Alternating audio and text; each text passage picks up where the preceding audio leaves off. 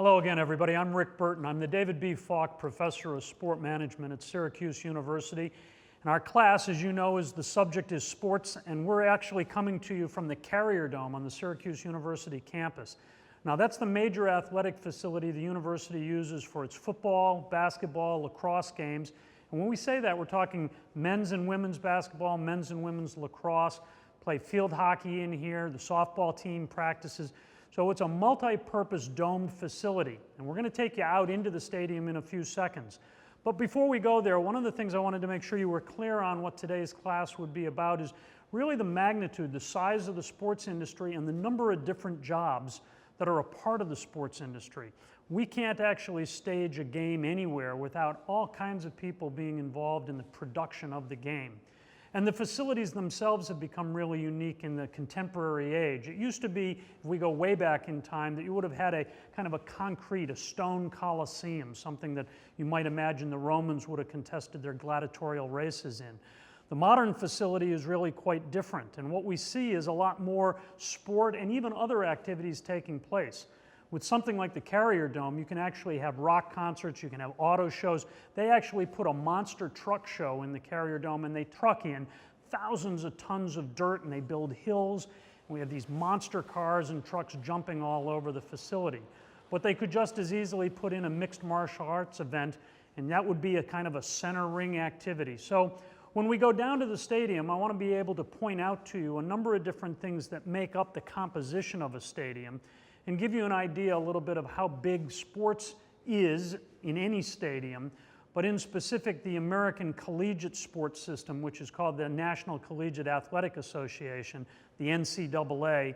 And we'll talk a little bit specifically about Syracuse as an example to give you an idea how big sport really is. So come on with me and we'll go down to the stadium. So when we left you, we were upstairs previously. We were in kind of the VIP box for Syracuse University's Carrier Dome. This segment is going to come to you from the actual locker room. This is the Syracuse University home locker room for their men's and women's lacrosse teams, their basketball teams, and for their men's football team, Gridiron if you're coming from another country. And this setting is pretty Spartan, but there are a lot of locker rooms around the world and in different leagues and for different teams that are really very impressive. A lot of money goes into making sure that athletes have everything they need to be able to compete. This segment has been largely about collegiate sports in the United States, and one of the things that makes that interesting is there's an awful lot that goes into being a student athlete. We expect these young men and women who are participating in the sports to be able to play their sport, lacrosse or basketball, football, field hockey, but we also expect them to be able to go to class. And as part of being involved with NCAA athletics, the National Collegiate Athletic Association, student athletes have to maintain a 2.0 grade point average. Now that's based on the grading of A, B, C, D, and F. And a 2.0 is a C average. And we won't get into too much of that specificity, but what we expect of these student athletes is that they're able to go to school, maintain good grades, and then actually be able to participate in their sport of choice.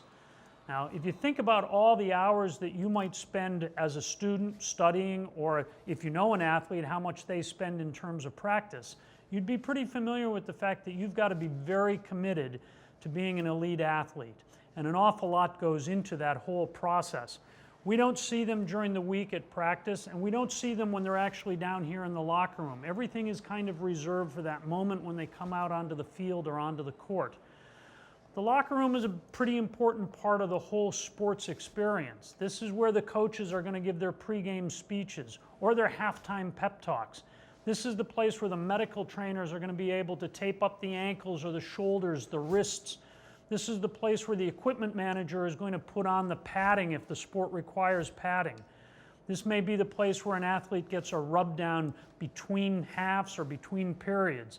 There's an awful lot that goes into giving an athlete every opportunity to participate at the highest possible level. Many years ago, I had the chance to work with Nike, the footwear and apparel company that's based in Portland, Oregon, actually Beaverton.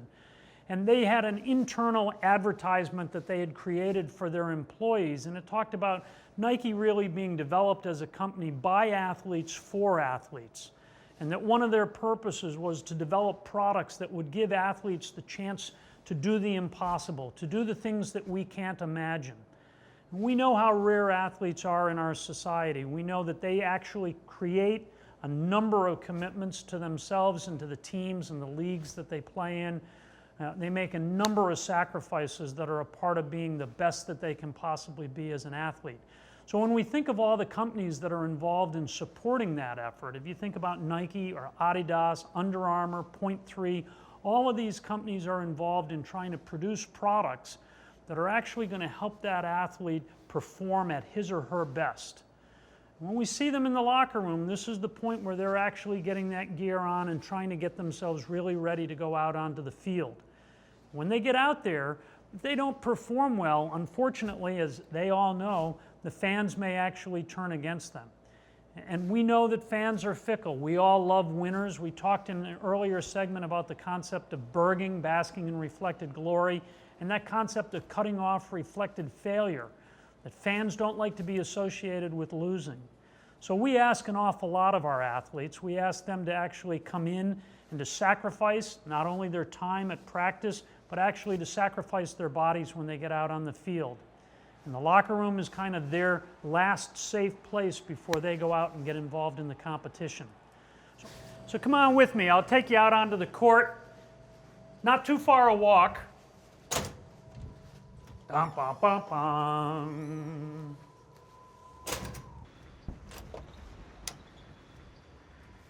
We're coming out onto the Carrier Dome's main floor.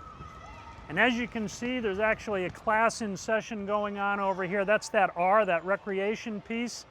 And it's great that a facility like this is being used, not just for student athletes at the collegiate level, but in this case for some type of physical education program for a local school. Come on with me, we'll finish up out here on the court. So here we are, we're down on the floor. This is the actual Jim Boeheim court at Syracuse University. Jim Boeheim, the basketball coach for their very famous collegiate basketball team. And he's one of the winningest college basketball coaches of all time. He's won 920 odd games. And this stadium in basketball season is just a madhouse of crazy activity of supporters who come out in the Syracuse winters, which are normally very snowy, to support this local university team. Now, if you look around me, we've got quite a facility here. This was actually built more for football than basketball, but what they've done is they've actually arranged the court, made it possible for 35,000 fans to actually be here for a college basketball game. And that's bigger than really what you would see with the National Basketball Association or the National Hockey League. Most of those arenas are around 20,000, and they generally average from an attendance standpoint about 17,000 fans a game.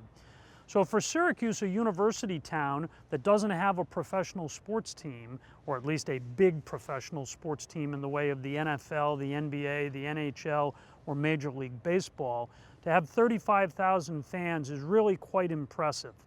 It doesn't happen every night, but it happens enough that this is a very, very important part of the Syracuse University culture. But let's put some financial numbers behind that discussion. Syracuse University is a private university as opposed to a state university, let's say like Ohio State or Michigan. And Syracuse plays in an athletic conference called the ACC, the Atlantic Coast Conference. The ACC is one of the big sports conferences for collegiate sport in the United States. Some of the others are the Big Ten, the Pac-12, the Southeastern Conference, the SEC. And those conferences actually aggregate a number of teams and then coordinate them so that they play football, gridiron, maybe as you know it in other countries, basketball, ice hockey, lacrosse, men's sports, women's sports. So it's very interesting that these conferences actually have so much responsibility for coordinating so many universities. Now, if you're watching this tape from somewhere else, another country other than the United States, the concept that collegiate sport could be big business might be foreign to you. Because in most other countries in the world, collegiate sport is really for the enjoyment or the recreation of their students. But in the United States, the way that sport grew up here historically, sport has actually become at the collegiate level a massive moneymaker.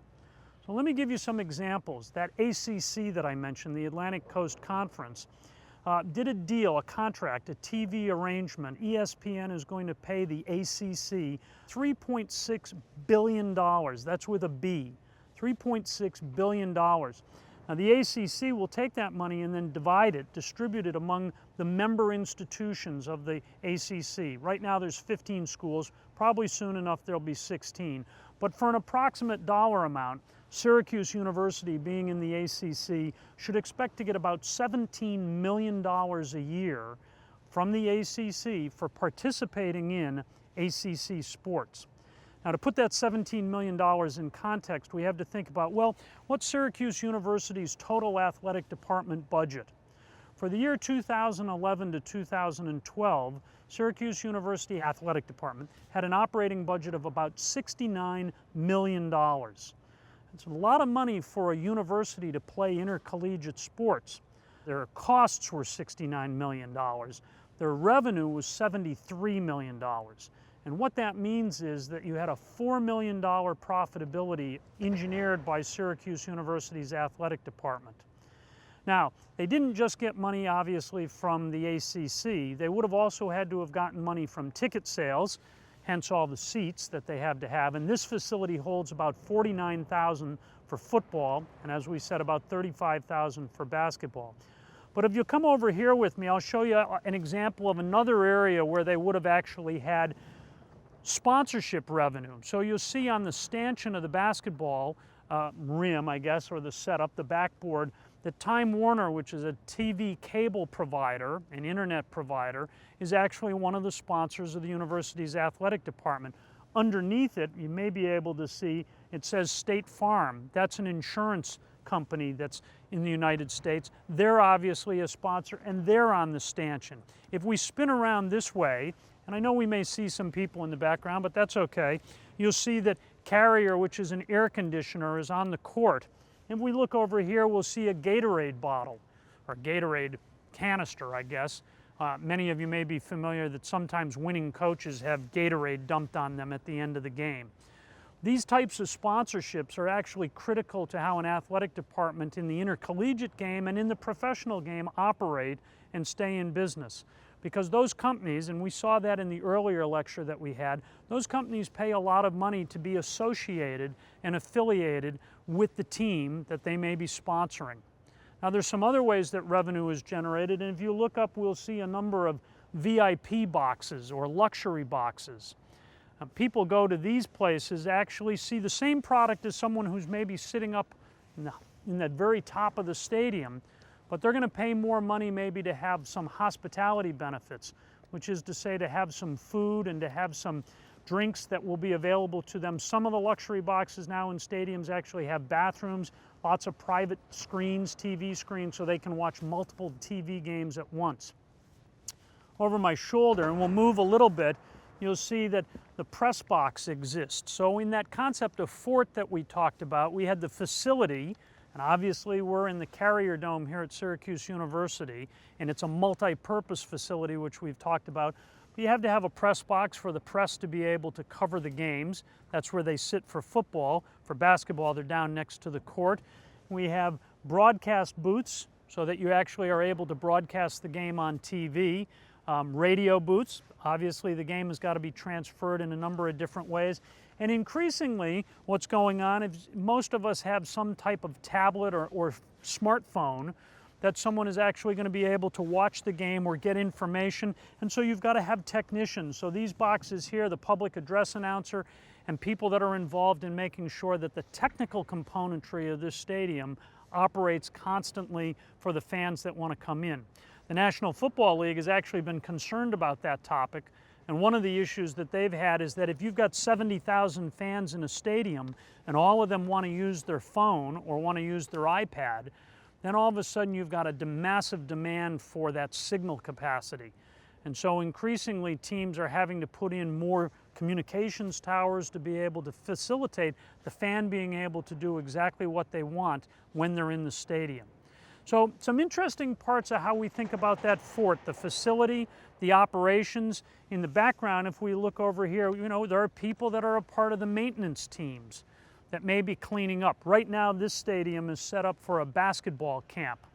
The head basketball coach, Jim Boeheim, annually holds a summer basketball camp for young children who will actually pay, families will pay, for them to be able to come and be a part of the entire experience and maybe to be coached by some of the great coaches of all time. So facilities, operations, we see people that are actually a part of making sure the stadium runs. Recreation, in this case the stadium's being used for that when that summer basketball camp takes place. And then the T was teams. And of course there's an awful lot that goes into team management and making sure that you put the right players on the team and your team has a chance to win whatever championship they're contending for.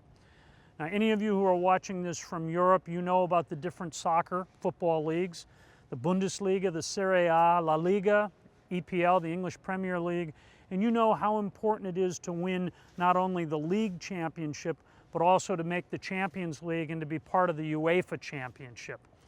Americans are more familiar with fixed leagues that only contest really in America and Canada. The NBA, the NHL have teams both in the United States and Canada.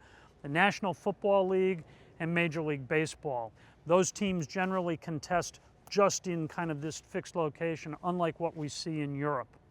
Now, if we were talking about Australia, we would pick up a whole number of different leagues and teams down there. We could be talking about Australian football. We could be talking about the National Rugby League, NRL. We could be talking about cricket. So there's different sports in different countries, and every one of them needs a facility of some type in order to be able to stage their games. One of the greatest places in the world to see a game is at the Melbourne Cricket Ground, the MCG, where you can see cricket occasionally, the 5-day test that comes through every December, but also great AFL action that takes place throughout the year. So that should give you a little bit of an idea of facilities and hopefully give you a sense that these stadiums, these arenas are so important to the ongoing sport venture, and that there are thousands of jobs that generate millions of dollars of revenue for these sports teams or the leagues or the conferences that are constructed around these facilities. Remember, the subject is sport. I'm Rick Burton, the David B. Falk Sport Management Professor at Syracuse University. Hope you're enjoying these segments, and we'll be back with another one when you're ready. Thanks so much.